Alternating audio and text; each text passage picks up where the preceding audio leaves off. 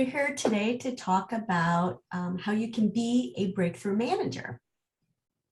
And the way we define a breakthrough manager is someone around whom others have breakthroughs in their thinking and behaviors so that they can be more of their best selves more and more of the time.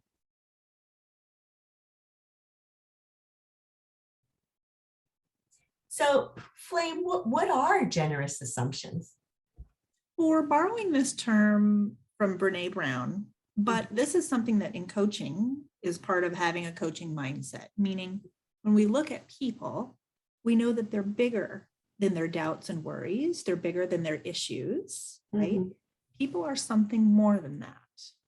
And we assume from a generous place that people are capable and whole and can find their answers if they're willing to look. Mm-hmm. So that they can have lives that they really enjoy and find meaningful. Mm-hmm. Mm-hmm. So one of the generous assumptions that we use many times is the one around no one is misbehaving. They have reasons for doing what they do. Yeah, what would it be like to look at the world as if no one were misbehaving? Mm-hmm.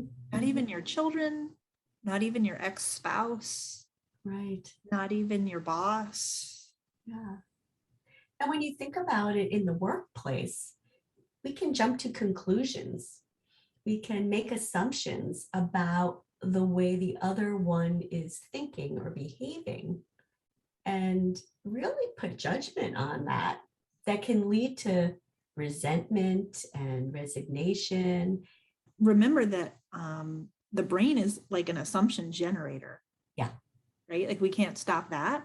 The question is, are you assuming things that produce the resentment and we'll call them the negative results? Mm-hmm. Or are you focusing your brain on things that produce results that are more meaningful, more useful, Right. more kind? So when you think about, I know we have an example that we use in one of our classes around getting that email. You know, that email that says the subject line says something like urgent, fix this. Right? Yeah. And what happens when we get an email like that? I know for me, I automatically feel like I'm in trouble, Mm-hmm. Mm-hmm. which kicks me back to a state of like being a little girl, right? Which then all the instincts, fight, flight, or freeze, I happen to have a freeze preference. Mm-hmm. So then I just get like, I'm in trouble. I don't know what to do. And then I don't even want to open the email. Right, right. I know with me, if I get an email like that, I immediately go into what did I do wrong? Did I mess something up? Did I make a mistake somewhere? Without even thinking about, oh, wait a second, there's could be another piece of this that I don't understand. So I probably go into more of a freeze mode also. Yeah. Because for me, once I'm in my freeze mode, one of the ways out of it for me has been to blame and shame people, other people, to take the heat off of myself, the mental heat. And that doesn't work really well when you're trying to actually find a solution to something that needs to be fixed. No. And as we know, it's really important to really get down to the root of the issue, get a clear understanding about what's going on, and gain some alignment around it. So that involves conversation. And in conversation, I know, Flame, a lot of times you talk about this elephant, the elephant in the room. Yeah. Talk a little bit about that. Well, this comes from complexity science, right? The idea that if you had 4 or 5 different blind men touching an elephant on different sides of the elephant, and they didn't know what an elephant was, but you asked them, what do you think an elephant is? Or what do you feel? What are you touching? They would tell you, but they would have 4 or 5 very different perspectives. One would say it's a hose, and one would say, no, it's a wall. And one would say, no, it's not. It's like a broom. I mean, it would be very there's no way to put these elements together if you're blind. Right. But the real answer, or the real awareness of the situation, is the whole elephant, right? And that's what we want to get to in conversation, is what's the elephant we're really working with here? Because that produces the clarity and the alignment that you're talking about. And that's a really high emotional intelligence skill set, to be able to set aside what you're just so sure, no, this is really how the elephant is. Right? To set that aside and recognize that nothing bad is actually happening. And Susie, who's sitting next to me, she has good reasons for saying what she's saying. What if I was curious about what those are?